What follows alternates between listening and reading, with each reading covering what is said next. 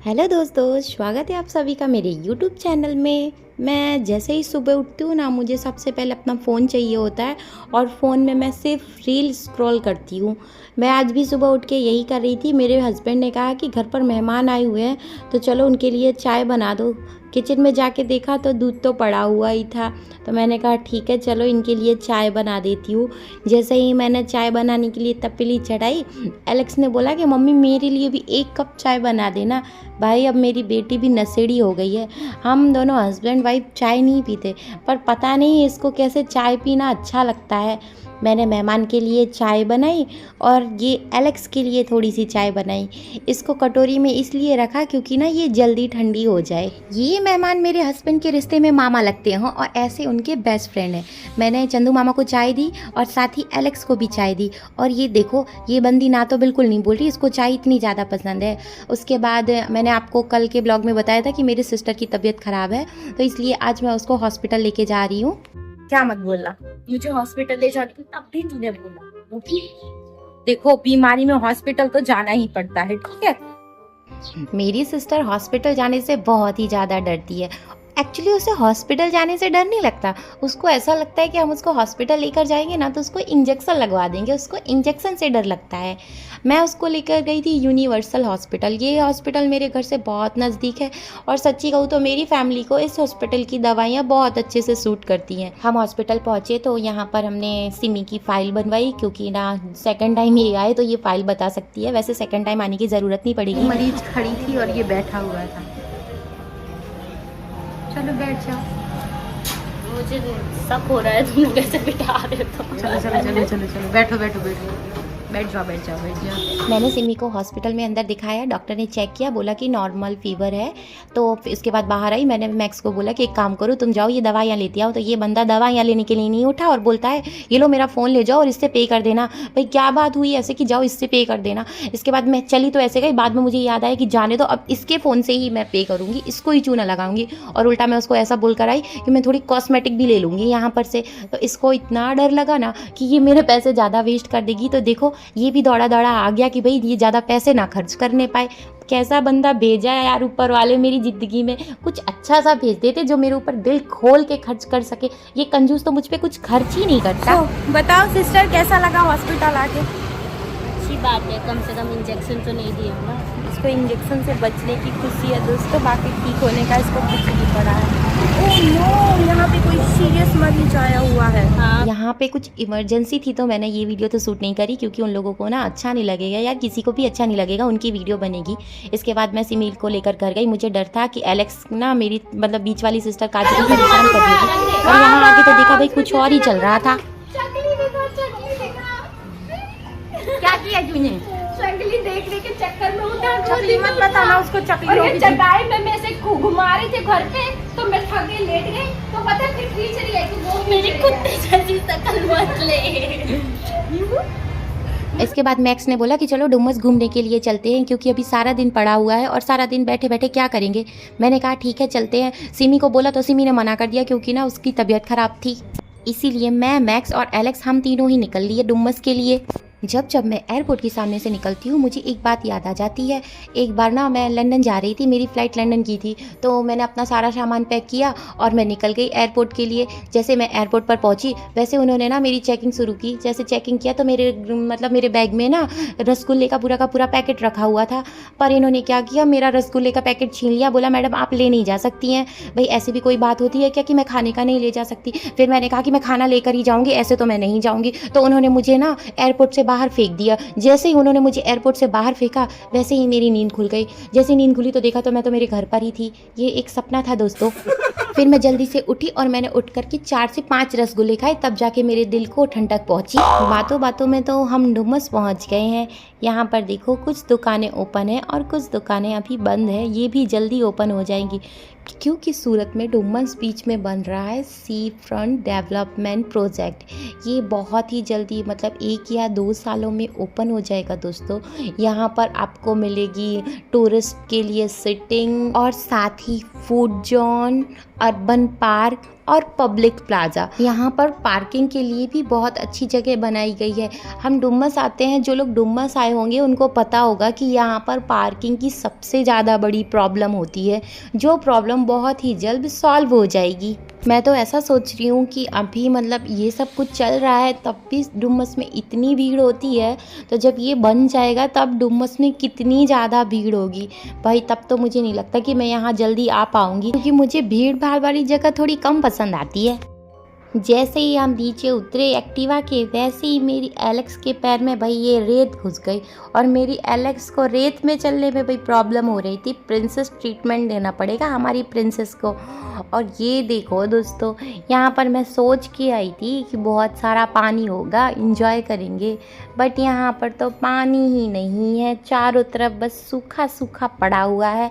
और सबसे अच्छी बात यह है कि भीड़ नहीं है, तो थोड़ा एंजॉय करने को तो मुझे मिलेगा ही मिलेगा आज। अगली बार जब मैं एलेक्स को यहाँ पर लेकर आई थी ना, तब भी मैक्स का एक फ्रेंड आया था, विजय नाम है उनका। विजय भाई अपनी वाइफ के साथ आए थे, तो यहाँ पर बहुत ही ज़्यादा पानी था, और एलेक्स है ना, वो पानी से बाहर ही नहीं निकल रही थी भाई। इतना रोई थी ना उसको पानी से बाहर ले जाने पर कि पूछो ही मत। और आज पानी नहीं है तो अच्छा है कि थोड़ा एंजॉय करने को मिलेगा।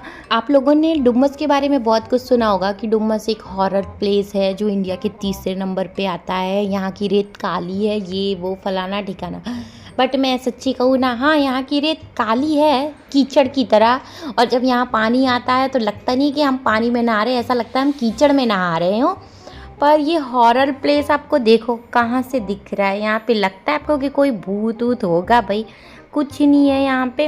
हाँ, रात को यहाँ पे आना बंद कर देते हैं, क्योंकि ना डुमस में मतलब कोई भी बीच में यार पानी ज़्यादा आता है रात के टाइम में, इसलिए। और काफ़ी लोग तो सूरत में ऐसे भी हैं जो सुसाइड करने पहुँच जाएंगे यहाँ पे, इसीलिए हमारी गवर्नमेंट को हमारी सेफ्टी के लिए रात में यहाँ पर आना मना किया गया है।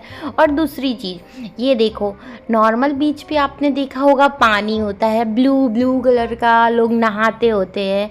हमारे डुमस में कोई पानी नहीं है, बिल्कुल ऐसा लगता है सूखा पड़ गया हो, रेगिस्तान की रेत हो। ये देखो, आपको कहीं दूर दूर तक कहीं भी पानी दिख रहा है सिवाय कीचड़ के। यहाँ पे अमावस्या या पूर्णिमा के दिन ही पानी आता है, और देखो रात में आया था तो ये थोड़ा कीचड़ सा। और वहाँ दूर में कुछ लोग हैं जो मतलब शायद हो सकता है मेरे से 1 से 2 किलोमीटर दूर पे हो, जो मछली पकड़ रहे हैं। देखो मैं आपको जूम करके दिखाती हूँ, वहाँ पर आपको कुछ लोग दिखेंगे जो बहुत दूरी पे मछली पकड़ रहे हैं। तो वहाँ तक तो हम चल के जा नहीं सकते हैं, मैं बिल्कुल भी कीचड़ में अपने पैर तो ख़राब नहीं कर सकती हूँ। ये देखो मैं ना आपको जूम करके दिखाती हूँ, देखो लोग दिख रहे हैं छोटे से चींटी की तरह। मैंने जूम किया तो मुझे पता चला कि लोग हैं वहाँ पे, नहीं तो वहाँ पे तो मुझे कुछ थोड़ा सा दिख रहा था, बस कुछ समझ ही नहीं आ रहा था कि आखिर वो लोग हैं या फिर वोट है। ये देखो आपको पता चल रहा है इतनी दूर से, जूम करो तब जाके पता चलता है। और ये देखो एरोप्लेन जा रही है, बट मुझे लिए बिना कैसे जा सकते हो तुम? आ जाओ यार, मुझे लेकर चले जाओ, मुझे अब नहीं रहना यहाँ पर, मुझे भी बाहर जाना है प्लीज़ समझो। चाहो तो मुझे माउंट एवरेस्ट पे छोड़ सकते हो, मैं वहाँ भी सर्वाइव कर लूँगी, पर ले चलो मुझे यहाँ से। मुझे कह रही थी कि उसमें बैठना है, इस पे बैठना है, उस पे बैठना है, किस पे बैठना है, किस पे बैठना है? हाँ, और पार्ट तो हमारे पास भी है, अब हम किस पे बैठे? उस पे बैठे, उस पे बैठना है कि घोड़े पे? मेरी एलेक्स ने बोला कि उसको ना ऊँट पे बैठना है, तो मैंने कहा चलो इसको ऊँट पे बिठाते हैं। भाई साहब मैं जैसे ही ऊँट के पास पहुंची ना, ऊँट को पता नहीं मुझसे पिछले जन्म की कौन सी दुश्मनी थी। जैसे ही मैं उसके पास गई भाई, उसने मुझे कुत्ते की तरह धुतकार दिया, चल निकल यहाँ से खेबड़ी कहीं की, मुझे छूने की तेरी हिम्मत कैसे हुई? मेरे को तो लगा भाई ये ऐसे ही बोल रहा है। उसके बाद मैंने कहा बैठूंगी तो अब मैं तेरे ऊपर ही, तू देख। वो भी बोल दिया बैठना है तो बैठ, ज़्यादा आप मुझसे खिलवाड़ करने की कोशिश ना कर। ये देखो मैं बैठ गई, और मैक्स ने ऐसा बोला तू आगे बैठना मैं पीछे बैठूंगा।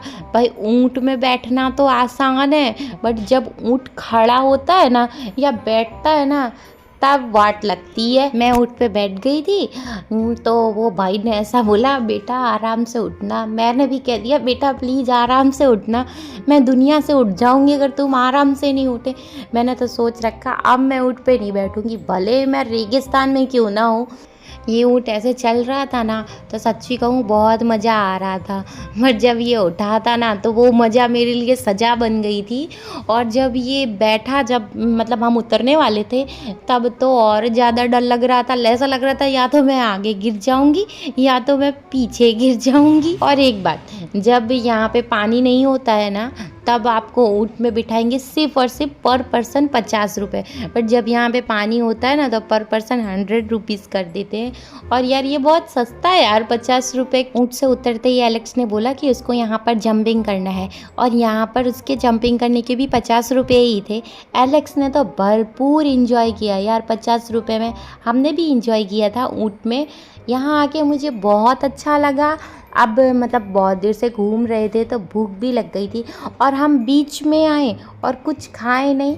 यहाँ पर मोस्ट मक्कई भेल होती है जो बहुत ही ज़्यादा टेस्टी होती है, पर मुझे ममरा भेल ज़्यादा पसंद है। तो मैक्स ने अपने लिए मंगाई ये गर्मा गर्म मैगी क्योंकि उसको मैगी खानी थी, और मैंने मेरे लिए मंगाई ये ममरा भेल क्योंकि मुझे भेल खानी थी। ये सच में यार बहुत ही ज़्यादा टेस्टी थी, मैगी भी और भेल भी।